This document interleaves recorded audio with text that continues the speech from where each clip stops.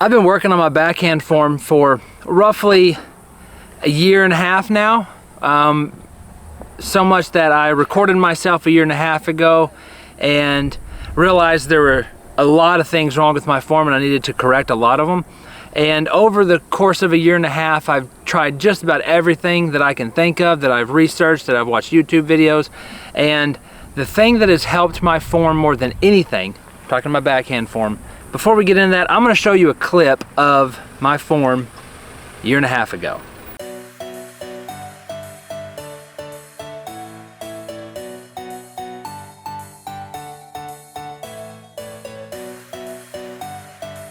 So in that form, you will see me falling over my front foot.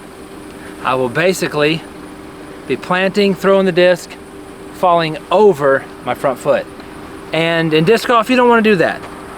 If you're right-handed, your right leg, if it's a backhanded throw, is going to be your brace. And you want your weight behind that. Because all of your momentum needs to go into the disc, not out into nowhere. And so, the one thing that I did actually was bored one day, went out to a field, and I didn't care about how far I threw it. I didn't care about where I threw it. All I cared about was trying to figure out how I could get snap on the disc, because sometimes I would throw it and get snap, and other times I would throw it and not get snap at all. And I was wondering, how in the world, or what am I doing to generate snap?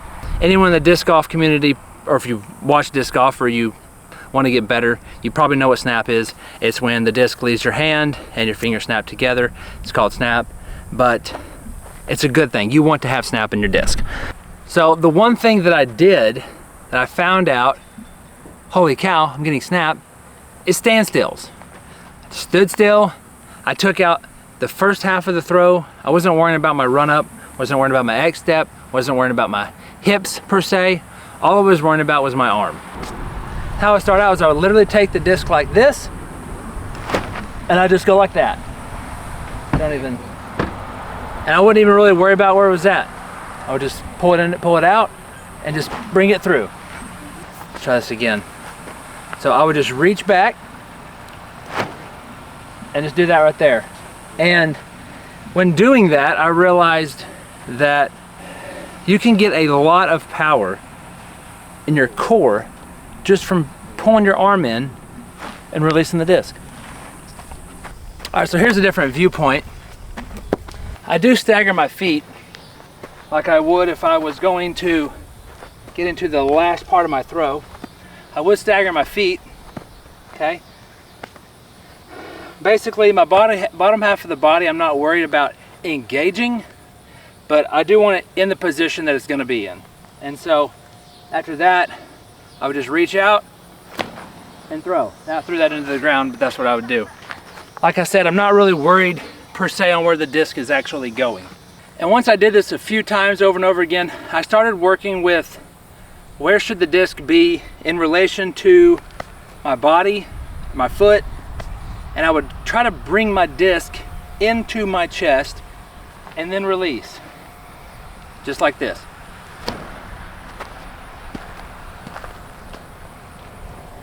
And I found out that I was actually overturning my discs.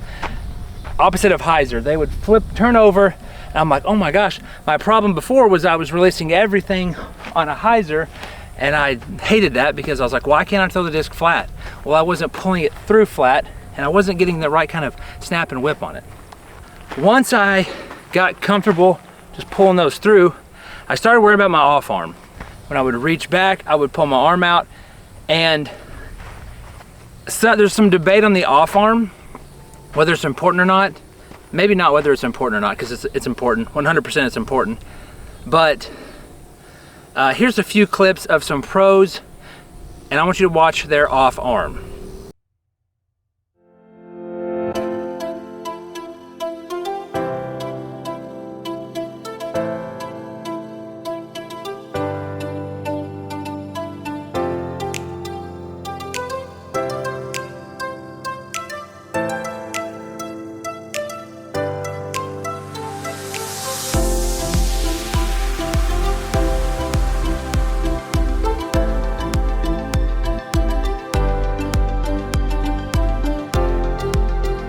So with all of those clips, you watch the pros, they're pulling through, but as they're pulling through, their off arm is actually slightly in front of the disc coming to their chest. A lot of people say you want to be down and at a 90 at the exact same time. I think that's false. Because if you watch Paul or Calvin or Ricky or a lot of the other pros, when they pull their disc through, their arm is in front of it, and their arm with the disc in their hand is actually lagging behind their off arm. So I started working on that. So here's what that'll look like. At this point, I'm reaching back, off arm's back here.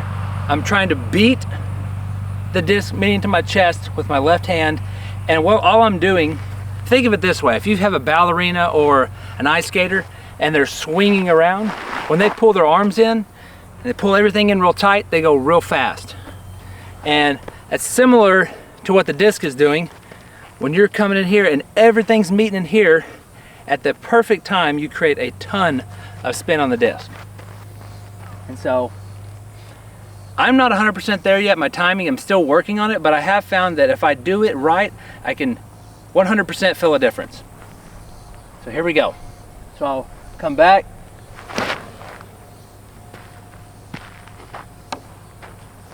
Smoke the tree, smoke the tree. All right, try it again.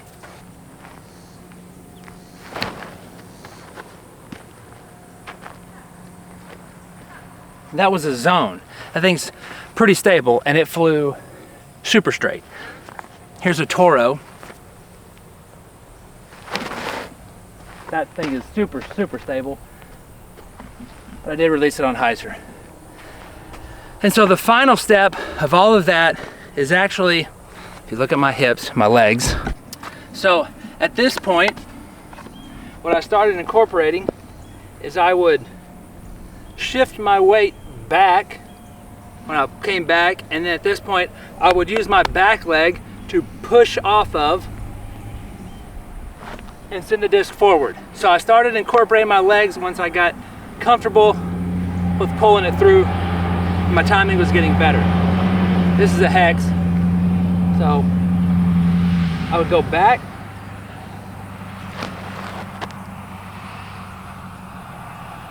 that's all I would do. Start like this.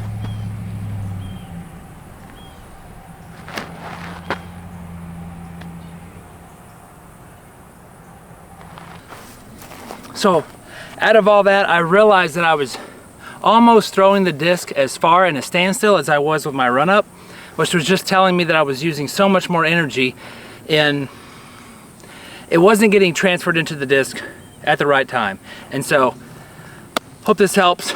If you have a problem falling over your front foot, this is a great drill. Just go out in the field, do some standstills, and just start by pulling the disc into your chest and let it go. And try not to think about anything else. You can work on those things in steps, but it's helped me drastically. It has been a huge improvement to my game. Thank you guys for watching. Go in peace and be blessed.